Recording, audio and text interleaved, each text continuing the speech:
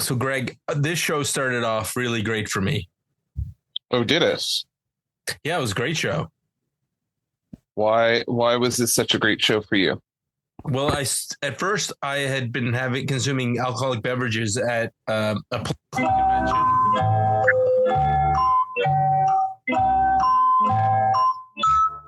That's funny. I'm leaving that in too. I accidentally hit a button. So yeah, drinking my I had like 3 alcoholic beverages in under an hour, which is a lot for me. Oh, and what you're saying is you're recording this show under the influence, which I mean we're okay with that. I mean, it's not like you're operating heavy machinery here. But I started sobering up, and then SmackDown wasn't as good as when we started. Yeah, so basically you went back and hit the sauce, and that's why we got the Jeopardy thinking music thrown in here randomly, right? Not quite, but I've actually I'm reasonably sober. No, I put my phone on my keyboard and didn't think about it. I put it down, plugged everything in, and it was like, oops.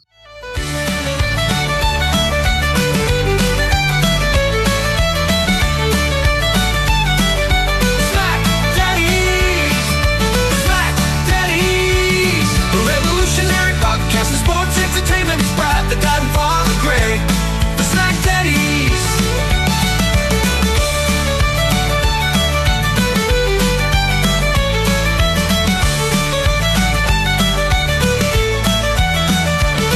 The SmackDaddies, the revolutionary podcast of sports entertainment is proud the God and Father Greg, the SmackDaddies.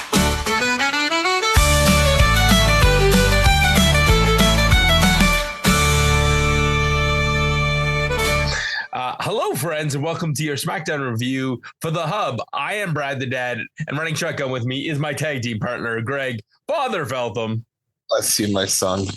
Greg, what the hell did we get ourselves into? Before we do that, Brad, hit the news music because we got to talk about something right off the bat here. Oh, dear God.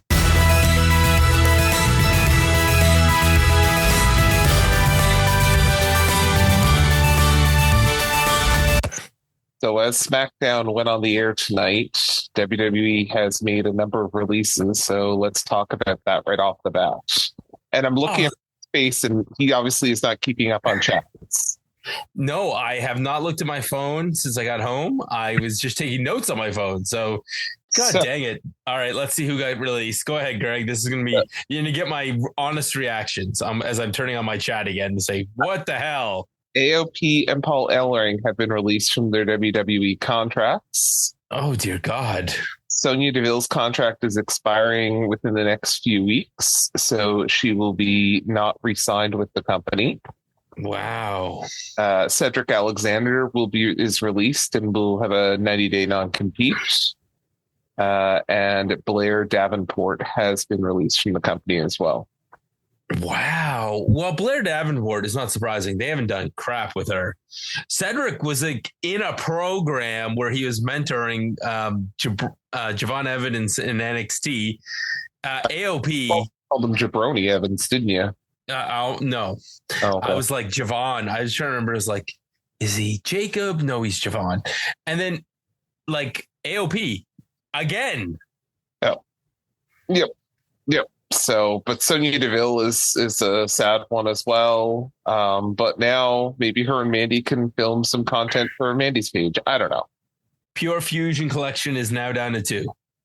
Sure.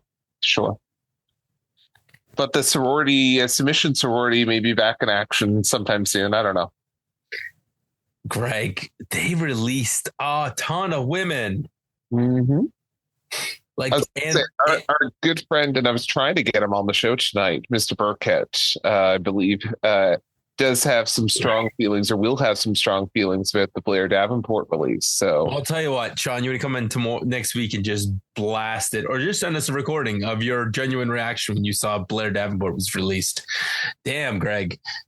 I go drinking, I go to a political convention and go drinking, and this is what happens. The world goes to crap. Yep. That's politics for you. All right. Recap. Let's get into this episode. What episode of SmackDown are we watching, Greg? Oh, I knew you were going to ask that. I'm not ready for that yet. Okay. I have a better question. What did you end up calling it? Because you gave me 2 options for the name. And what are we going to call this episode? Yeah, I was debating what to call this one, but we'll hold off on naming this episode for a little bit yet. But this is episode 1329 from Nashville, Tennessee. Ooh, and we definitely know we're in Tennessee later on. So recap one. Royal Rumble. Greg, tell me why you didn't like the Royal Rumble. I actually enjoyed the Royal Rumble itself. I didn't necessarily enjoy the finish to the men's match. And it's not that I don't like Jey Uso as winning it. I don't like that Jey Uso basically got his ass handed to him the week before by Gunther, to who now will take him on again at WrestleMania. It was way too short of a timeline in between. Again, not opposed to Jey Uso. I think actually Jey Uso makes a lot of sense. But if they hadn't had the match the week before, then I think it makes a whole lot more sense. So I that part I was like, I don't know. Or if Gunther wins with something more like he takes Jey out on the floor and Jey goes to crawl back in the ring for a count and like they have the same kind of match except that he wins by a count out rather than a pinfall, and Jey, Gunther gets out by the skin of his teeth, and now Jay's coming for him. Yeah. You beat him handedly, literally a week before this. So what does it make sense to go back to this so quickly and build to that? That's the only part to me that didn't make sense with that as the Rumble pick. You didn't do that the week before. I've been like, yeah, this totally makes 100% sense. But to me, that was just. So we watched it live I had some friends over watching it, and a friend of the show, Jared, was like, we were like sitting there and we're watching the end of the show, and we're like, oh well, it was a good Rumble. John Cena's about to win. And we literally jumped off the couch screaming, oh my God. Like when John Cena fell out, it was like, was that on purpose? Yeah. And I was just at that point praying for the show to finish. So that way I could pause Netflix or get out of Netflix, go back in and start watching at 1.5 speed. And by the way, that Rumble at 1.5 speed, so much better. Just going to say. Well, you know what would have made the Rumble better? If there was distinguishable music for most of the talent. Well, I mean, that too. So you know what? The only distinguishable music that I heard tonight, and I wasn't even near my, I wasn't in front of the TV at the time. I think I had my back turned because I was putting wood in the stove. But when Alexa Bliss's music hit tonight, and I'm like, at first, half second, I'm like, oh my God, it's Paige. Paige is back. That ring at the beginning, I was like, no, wait, that's not Paige. But yeah. Oh, just great to have her back. And I'm so happy she's on our show. Yeah. Speaking of on our show, Jey Uso's here. Yeah. Poor Jimmy. That's all I have to say. Whenever Jey Uso's on the same show as Jimmy, I just go, Jimmy. Yep. So he's cutting a promo. They have to do the one more time for him to do before he can cut his promo. He is very grateful. He loves the crowd's love, but he is calling out Cody, and Cody basically says, hey, I think I know what you want to talk about. My doc says that my elbow needs to be drained, my hip's out of alignment. But the thing my doctor didn't identify was, I'm the WWE champion. He doesn't account for that. And the fact that my heart was full because I saw my friend win. And before they could have a heart-warming bro out, whether this could be our WrestleMania match, which you clearly identified that is not. Jacob Fatu comes out. Tama Tonga shushes the crowd. Jacob Fatu cuts a killer promo. There's a fight, and we're getting holla, holla, holla, playa. It's time for a tag match. Yep. Yeah. Oh, that's what we're getting on this. And you're just like, okay, all right. I just kept waiting for Teddy Long to come wind sprinting out all the time.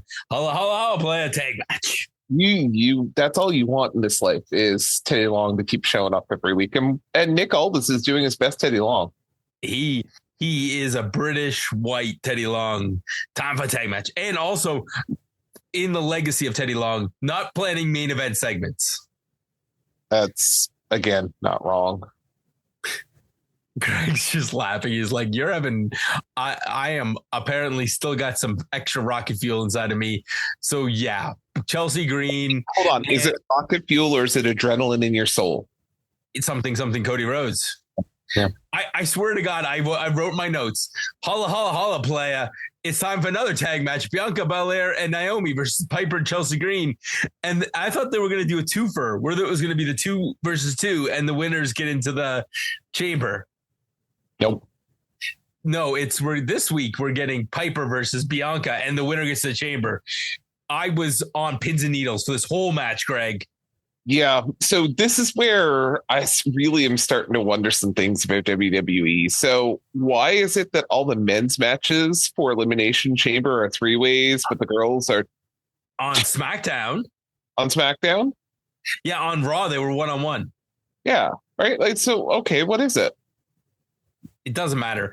Yeah. This match right here was a complete waste of time. I mean, yes, Piper's amazing. She do some spots and she squished Bianca on the outside of the ring with a senton and then into the apron.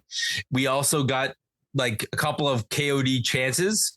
Piper hits a cannonball and hits a Vader bomb. She looks great. But eventually Bianca catches her to KOD and that's it. Like I was just waiting. They teased it 3 or 4 times. And frankly, if they didn't need to stretch this to 3 hours, if this was in the 2-hour era, this match would have been about 45 seconds. Yeah. Yep. But we got 8 minutes of this. And then to my surprise, I originally thought they said this was a qualifier for Elimination Chamber because Melo was talking about he's getting a match from a Raw superstar. And I was like, oh no, Melo's going to get jobbed out. But instead he might have a chance of winning tonight because he's facing Akira Tozawa. Yeah, and Akira Tozawa with the line here because Melo says that he doesn't miss, and as Carmelo Hayes steps off screen, Akira Tozawa with the air ball line just made me laugh out loud so hard. And if you would have won Tozawa, spoiler alert, if you would have won, that would have been the name of this episode. Yep. It would have been. And I don't understand how you didn't win against Carmelo Hayes. Everyone beats Carmelo Hayes. So what we learned tonight on SmackDown, kids, is that as bad as Carmelo Hayes is, somehow Akira Tozawa is below him on the depth chart. And you know who's the only person, by the way, below Akira Tozawa on the depth chart? Cedric Alexander now? Yes, you got the right answer. Okay, good. AOP, like AOP and the other people who were released. So I will get to that match in a bit because I've got things to say about that. I'm glad you do. DIY is going to cut a victory promo. Johnny Gargano says stuff, but really this was about Tommaso Ciampa talking about how Motor City was their favorite tag team and they wanted to have a moment of silence. Pretty Deadly cuts them off and Greg, hold on. Holla, holla, holla, play. It's time for a tag match. That's right. We get Pretty Deadly taking on DIY. And of course, the first thing I think about when I saw DIY, especially when they're like, oh, you're going to wrestle in your street clothes because you're not dressed for attire tonight, is R-Truth things and, congratulating new Hall of Famer Triple H. I was like, back in a wrestling ring tonight, peeps. I was dying. And then they are not in wrestling gear. Rookie mistake. The moment you get to the ring, you should be able to wrestle in whatever you're wearing. Yeah. And honestly, I love this match. This might have been was this the best match of the show? I think so. And do you know what's really scary about this? Because I mean, our Netflix experience is obviously different than what you got live in the US. TV time on this one was only 2 minutes and 57 seconds. Now, I'm sure the total match was a lot more than that, but yeah. Kip Wilson getting the hot tag, he did a side effect. He did the lunatic lariat, the one where he springs off the ropes. Yep. They hit that springboard code breaker. Like they looked amazing. And then finally Kip Wilson rolls up Ciampa, and when Ciampa grabs tights, they roll through and he grabs the ropes. I'm like, this is awesome. Yeah, no, it was great. It was absolutely great. You couldn't have asked for it any better. And Pretty Deadly gets a title match out of this. Yeah. Next week. Which tag team is going to interfere and screw them? All of them? I don't know. I'm going to say this right now. Okay. We're going to get 6 teams in a ladder match for these titles at WrestleMania. That I would not be opposed to that. And might be the best match on whatever night it's on, no matter who else is on the card. But there are 6 really good teams in this division. Unfortunately, we aren't going to see Q-Tip of Doom this year because Apollo Crews, who should have just kept talking the back. He tore a pec, Greg. Tore a pec. I mean, he could come out all gross looking like Cody. Oh, boy. Okay, Andrade's talking to The Miz. Miz thinks, do you see the news on that this week? Yes, Andrade is now the ex-member of the Flair family. Yes, he is. He is. So the punchline. Do you know what the punchline to that one is? What? Now Charlotte is only 1 divorce and 2 world championships behind her dad. Woo! Wait. Don't worry, she's got lots of time to catch up. Rick was only on 3 divorces at that age. So 20 world championships and yeah. So Andrade is talking to Miz. Miz could learn a lot from Andrade, and Andrade said, I learned what not to do. And I still want him and Zelina, now they're on the same brand, to get back together. So I love that Cody came in here. And Bianca may have some words to say about that. Well, Miz is here. He really can't talk about Cody. They need to be friends. These young people should have more respect for us veterans. And I have your back, Cody. And Cody's like, wait, I don't need your help, Miz. And he goes, don't you? Are you going to let your friendship between Jey Uso get in the way? You should be watching your back so you can, because last year it was all about you finishing your story. And this year, everybody's gunning for you. And Miz, made perfect sense. Yeah. Yeah, he did. Andrade could learn from Miz because Andrade has never main evented anything and has never been a world champion. And Miz has done both those things. And Cody should watch his back. Yep. Not wrong. Recap 2. Hey, Greg, we're going to see John Cena in the chamber. Yay. Yeah. Yeah, because he's gone back to Europe to film a movie. Well, why should he have to qualify? 23 years. Apparently he's like, yeah, no, I'm phoning this in, peeps. I'm in it. Okay, so we're going to get a big promo. Drew cuts that promo talking about how he was angry all the time. And why should he be angry? Look at me. I went home to my big house with my hot wife.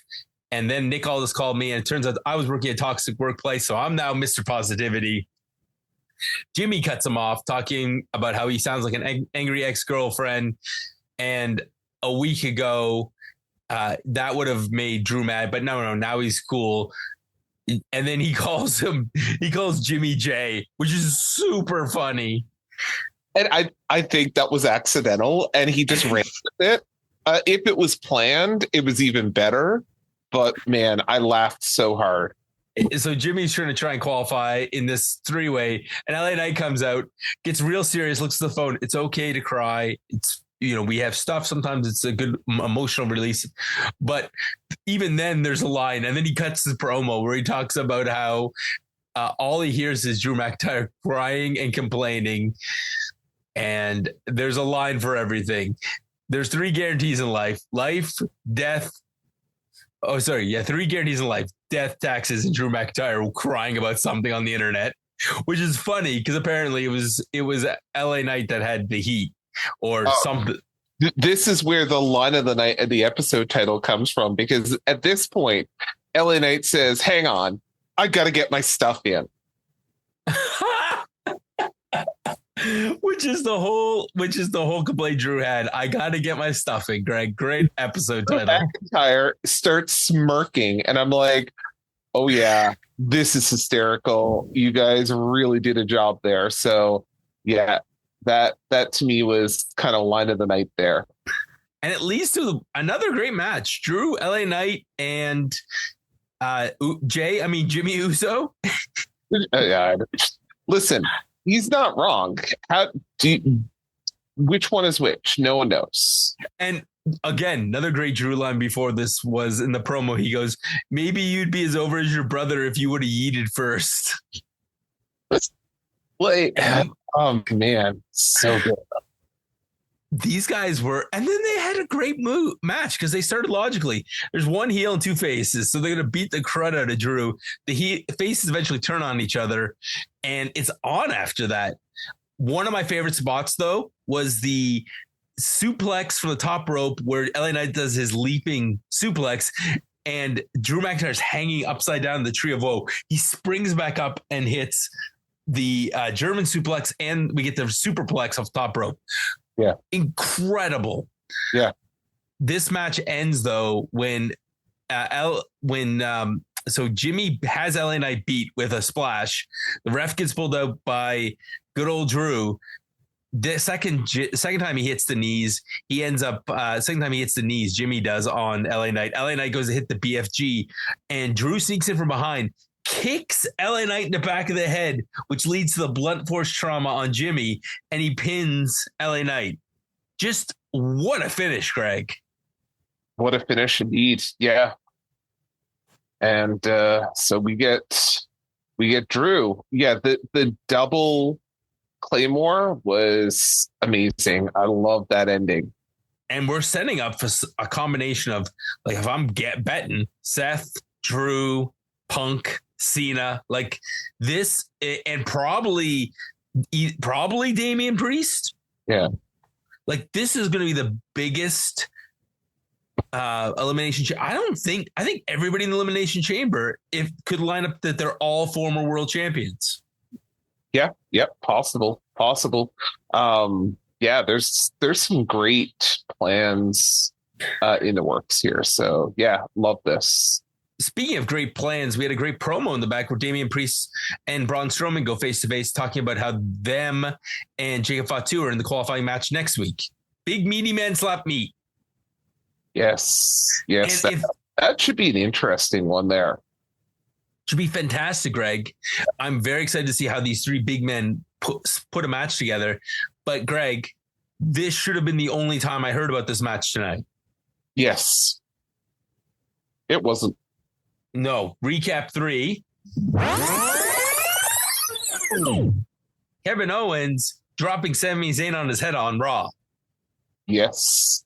And Owens gets ready to cut one of his infamous now car promos, where he's blaming Sami Zayn because Sami Zayn could have helped him win the title, could have protected him from damage, but he just stood there and watched. And, Kevin Owens, I tell you, like, he's not wrong. He's not wrong. And we keep saying that, like, every week when he starts telling these or he's doing these promos, there's nothing he's saying that isn't factually true. Is Kevin Owens getting into the chamber? No. I have a funny feeling he might, and Sammy's going to get him in the chamber. You think? Have these. They can't fight. They can't fight at this PLE. It's got to be a Mania match. And that's fair. But right now we have Punk, we have Cena, we have Drew. Yep. Going to probably put Priest in. Yep. Roman's not getting in the chamber. I think he's chamber. So is it Sammy and Kevin? Or no, Seth's in, and I think Sammy's gonna be the first person during an elimination. He's gonna sneak into it and attack. Because the only other person I can think of is Logan Paul might get in. But I think I'm trying to remember. Logan Paul has a match on Monday, and I think if I remember correctly, I don't know if he's got Seth or if somebody else has Seth. Yeah. So, yeah, it's going to be a star-studded chamber match either way. Yeah, for sure. And by the way, in case you didn't watch Royal Rumble, recap 4. For freak's sakes, Greg. Yeah. Oh, this was Ice Speed. How great is Ice Speed? I don't care. Carmelo Hayes versus Tozawa. You know what the problem with this match was? That Carmelo Hayes won. Exactly. Because Tozawa is incredible. You forget because of the stupid gimmick how awesome he is. Tozawa should have won this match. It's like a pulling the tights. You know, whatever. I know we saw something similar in the DIY match with the arm over the ropes type thing. But Tozawa, I don't care if Tozawa cheated to win this match. Seeing Tozawa beat Melo, I think, is a better story here. Not that I want Tozawa and Melo to do a best of 4 or best of 7. What I want to do here is I want to see Carmelo Hayes hit rock bottom and rebuild. Yep. And I don't think, I bad as it is to say, I don't think there's much more rock bottom than there is Tozawa on the depth chart because Cedric Alexander is gone now. And Tozawa, like, he hits that torpedo dive. He does his, what I call a Tozawa sequence, where he does the kicks and the strikes, crawls through the legs and hits another kick and strike. He's incredible. But instead, we get, even after a beautiful sunset powerbomb, Melo hits his springboard DDT and is nothing but net. Yeah, this doesn't help anybody. Nope. Recap 4. The last one was actually 3. This is 4. Punk, Rollins, Seth, triple threat match for WrestleMania. Yep. And Greg, did you even know what Evolve was before they showed us the clip of what's coming up? I did, actually. Did you know that what time it's going to be on? I didn't know until I saw it, and I'm curious now to see whether or not who's going to beat who in the ratings. But if they lose to Tubi, it's just pack it in, Tony Khan. That could be interesting. But the other one, and we didn't talk about this because I think it was a little bit earlier, and I happened to. There's another promo for LFG. I was going to get there. Oh, is it? Let's talk. We can talk about LFG then. No, we talk about it now. LFG is coming to A&E because we need 3 more hours of wrestling on a Sunday night. Yeah, but a very interesting name for a reality show on A&E, LFG. Oh, why is the name interesting, Greg? Because this is going over my head. Because it's legends and future greats. Yeah, and not what were you going to call it? 2 other things. So. Well, what are the other things? Well, I mean, depends. It depends. I think we could go and talk about that or other things, but I wouldn't want to frig around and find out. Okay, so Jerry Lawler's there. I wonder if Jerry's voice has come back because that's every time I see him, I'm like, glad he looks great. Hopefully he was having speech issues after his stroke. Yeah, I kind of felt a little bad here, not for that, but why is Jerry holding his crown and not wearing it instead of wearing a ball hat? Yeah, I don't know. I was happy to see him because yeah. And then I wrote in my notes, all right, and we're getting ready for the tag match. God damn it, Greg. No. No, wait, sorry. We have a few more things before that. Okay. Oh, no, we'll get there. This is the other part where I was like, oh yeah, and they're just doing some stuff. And then Cody's trying to figure out if Jay is going to attack and whether he's picked his guy. And they're like, no, let's worry about the tag match tonight. And then Jay leaves and we have that look. But I also skipped over R-Truth, didn't I? Yeah, I was like, what the hell are you talking? We haven't talked about R-Truth yet. That's one of the best parts of the show. R-Truth helping Tozawa, and then he sees Jey Uso and he drops Tozawa to go help Jey Uso, and like, hey man, and he's like, what? I think you're supposed to go help congratulations on winning King of the Ring. Let's start with that. That's right. Called him King of the Ring. And then he said, hey, Jay's like, hey man, what about your friend over there? Oh, don't worry, he just yeeted all over himself. Oh, please give us R-Truth. Just leave him here. Leave him on SmackDown. I need him to get through 3 hours. Cody and Jay have their interaction. Again, when Jay leaves, though, Cody gives a look like, am I becoming Darth Vader? Will it be after he loses the title? Is that when the turn comes? Maybe. Speaking of heels, Charlotte Flair is coming out. Yeah. Can we fast forward through like this whole thing? It was a complete waste of time. Charlotte Flair got booed. She played up to the fact that she's a terrible person. Yep, we already knew. Tiffy comes out. Tiffy and Charlotte. Tiffy's been compared to Charlotte, so we're getting a match. No, we're not, because apparently Tiffy has to beat Nia Jax next week, and Charlotte's going to be watching. Yeah. Did you notice, though? Did you notice in the ring before we got Nia and Candace LeRae come out, if you put Charlotte and Tiffy next to each other, they are, same height, same hair color, same length of hair, very, very similar in stature and everything. It's just like, yep, this is the Spider-Man meme right here, the two of them.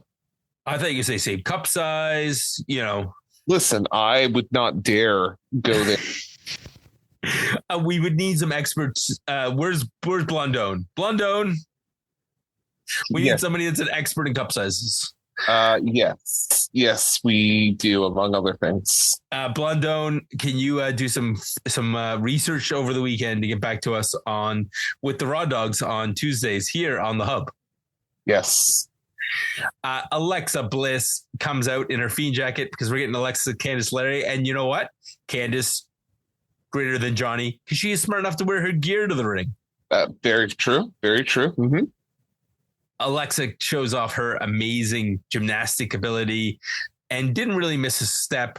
There was some like Candace doing stretches and some rest holds or some grinding, but really this was all about Alexa, and Alexa hits. Are we still talking about Tiffy Stratton there?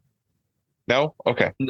Alexa eventually hits the Abigail DDT, which starts in the Sister Abigail position and turns it into a DDT.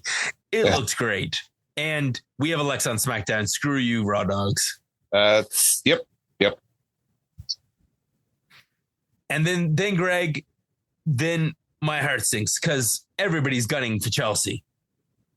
Yes, they are. And a bunch of... Yeah.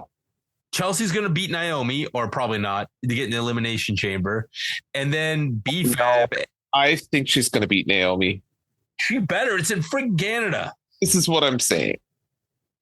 So she wants to be a double champ, but B-Fab wants the title. Michin wants the title. Oh, and Selena Vega wants the title. You know what was useful about this? I couldn't remember Selena Vega's name because maybe I was still under the influence a little bit. Sure. And they put everybody's name cues up as they were entering these shots. I was like, thank you, SmackDown. Oh, very good. Very good. The part that I like the best on this is where Chelsea is mad at Piper because she says that she needs a bigger Secret Hervice and she needs to expand her detail. So I actually now kind of want to see what we're going to get with Chelsea with additional members of the Secret Hervice. Well, Pure Fusion Collection just lost their leader, so they could both use something to do. Yeah.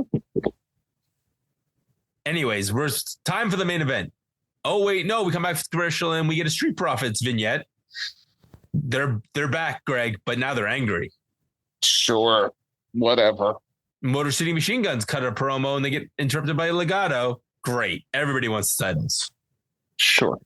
Oh, and then video package setting up our monster match next week between Damian Priest, Jacob Fatu, and Braun Strowman. I hope they will do the graveyard smash in that. Well played. Greg, that was that entire segment. So this show could have ended 15 to 20 minutes earlier. Yeah. And we're both probably getting up to do something in the morning. I actually am not. Oh, screw you. My wife's getting me out of bed at 7:15. I mean, if you're good, maybe we should get you out of bed earlier. Yeah. Probably not. Probably not. Now Greg just made me sad as we go into this main event with Jacob Fatu and Tama Tonga. You weren't sad enough before to have to talk about this main event. And Cody Rhodes and Jay Uso. They yeeted through an entire commercial break, for frig's sakes. They did. Yep. So this match starts off with first Cody selling and then Jimmy selling? Yes, Cody sells first, and then Jimmy sells. Yeah. And then we get hot tags. I mean, there's nothing wrong with this match. Technically, there's lots of great spots in here. Yep. But this whole thing, I was like, when is Tama Tonga going to eat a pin? Yeah.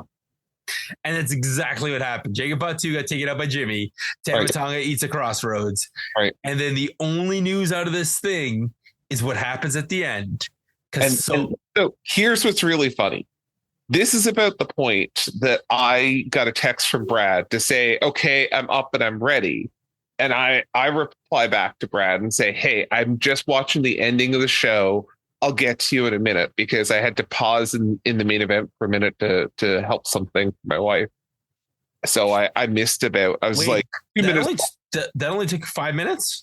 I was only about 2 minutes behind. Actually, she ended up stepping on a dog bone this week and she cut her foot. So she needed a new Band-Aid put on. So it really only take 2 minutes. Anyhow, I come back out, I turn it on, and I'm watching that end. And I'm like, okay, this is great. I'm getting ready for the last little bit thing to get ready to connect to Brad. I'm like, maybe I should turn it off. I'm like, no, I better wait. Because I don't want to pull a Brad and miss, like a CM Punk return. And sure enough, glad I didn't, because Solo shows up at the end and hits a Samoan spike on Cody. So maybe we're getting Cody and Solo at Elimination Chamber. Maybe. Like, again, though, like, oh, well, Roman needs to screw him out of the title one more time. I don't think we're seeing Roman at all. Oh, no, he doesn't want to come to Canada. So, yeah. So what is Solo doing back? Tune in next week for SmackDown to find out. Yep. So, Greg, it's time for the synopsis. This is your SmackDown synopsis.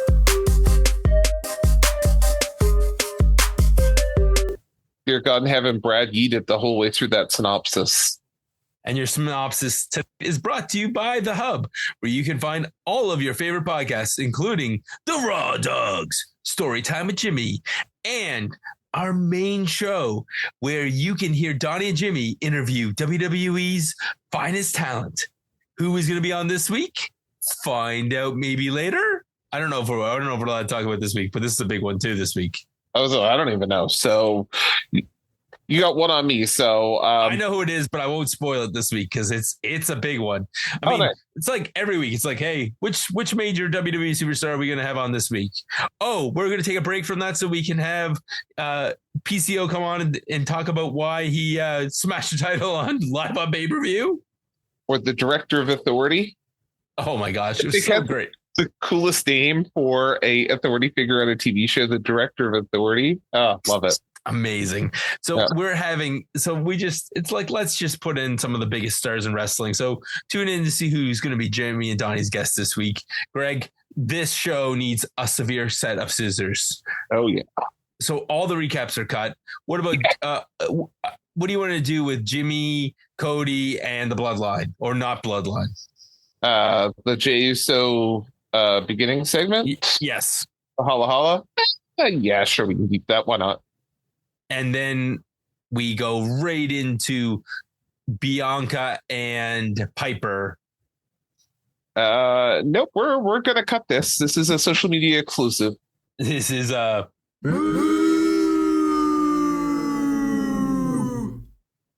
okay. So we're okay. Cody, Akira Tozawa and Mello, Greg in the back with Nick Aldis. Love it. It's got to stay. Yep. That one is a big. Yeah. All right. DIY that leads. So you got to keep the promo and the match, or you got to cut all of it, or you can do something in between. We'll keep it all. You're going to keep it all? That's because we love this Rebel Heart. We do, in fact. We love some Triple H, too. Yep. Oh. Triple H came out of retirement for one night only to wrestle in his jeans. Yep. Andrade, Miz, and Cody. What do you want to do with this one? Yeah, that's a good cut. This one is, let me find it. Yep. Oh, I know what you're doing with this one. And again, you must keep the promo and the match. Drew, LA Knight, and Jimmy Uso. Jimmy Uso. Yeah, we can keep all this. I mean, I would probably superstar the match a little bit, but yeah, let's keep it. Yeah. No, I think the match was great. Like, we've had everything, like, there was a lot of good stuff. And then we hit this bump right here in the middle where we get into Damian Priest and Braun Strowman yapping backstage. Nope.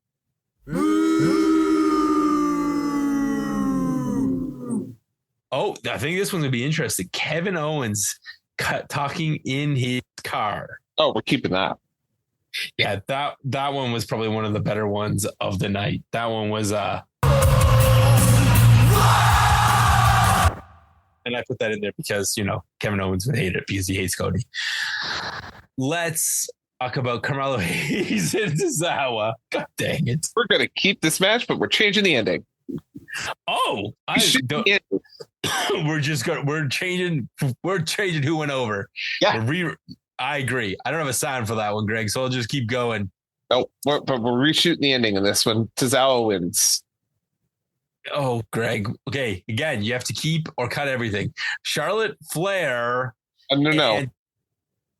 We got to go R-Truth first. Oh, well, that's an obvious one. The answer is, are you keeping R-Truth, Greg? Of course I am.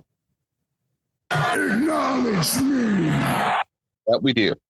We acknowledge R-Truth is the greatest thing. Charlotte, Tiffy, Nia, and then that bleeds right into the Alexa Bliss match and Candace match. You have to keep it all or cut it all. Oh, well, then I'm cutting it all. Yeah, who cares? It was in the middle of this. It was just, I love Tiffy, but Greg.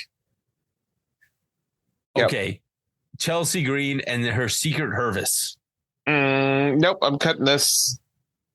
Okay. And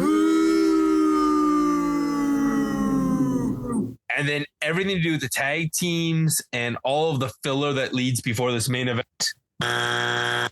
Screw you. You don't even get a choice, Greg. That pissed me off because I was like, we could have gone to the end of the show 20 minutes earlier. If this was on Netflix, the show would have ended 20 minutes earlier. Yep, but thanks USA. And that leads us to Tonga and Jacob Fatu versus Cody Rhodes and WrestleMania main event Jey Uso. Yeah, we'll keep this. Oh, how could we not, Greg? Because... And we the one. Well, one of them's the ones. The other one is Jimmy. Yeah, well. So, Greg, overall, I would say this is a pretty good SmackDown, but this is definitely a SmackDown that some of the matches could have used that Netflix special of 1.5. Yeah, the more and more I think about this, the more and more I am eagerly looking forward to that May timeline when we go back to a 2-hour show. Because this is a really good 2-hour SmackDown. Excellent 2-hour SmackDown. 3-hour SmackDown? Yeah. Stretched into 3 hours. Yep. So Triple H, your homework this week is to write a 500-word essay explaining why it's important to keep your shows at 2 hours. Yeah. And with that, we are off for the week. We'll be back with more SmackDown content as we will be on the road to our trip to Toronto, Greg, where we will be uniting the hub. We will be, yes. We are on the road to the Elimination Chamber. And on the road to alcohol poisoning. No, just kidding. Half kidding. I'm slightly worried about but this weekend is going to be a whole lot of fun. But yeah. Yeah, it's that's going to be interesting. So we'll keep you updated with probably some pictures on the Facebook group and of some of the insanity that might be getting into. And we're looking forward to it. Believe it or not, this will be the first time that we've all been in the same place. Yes. So we're kind of excited for that.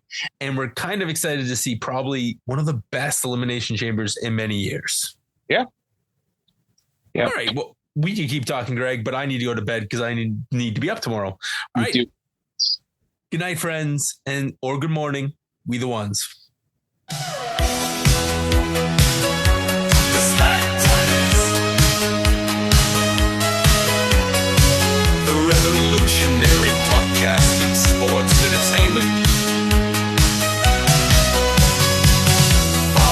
Greg and Brad. The dad bless you all the lovely tales. But Friday night, SmackDown and beyond. Go to the outer limits of your mind.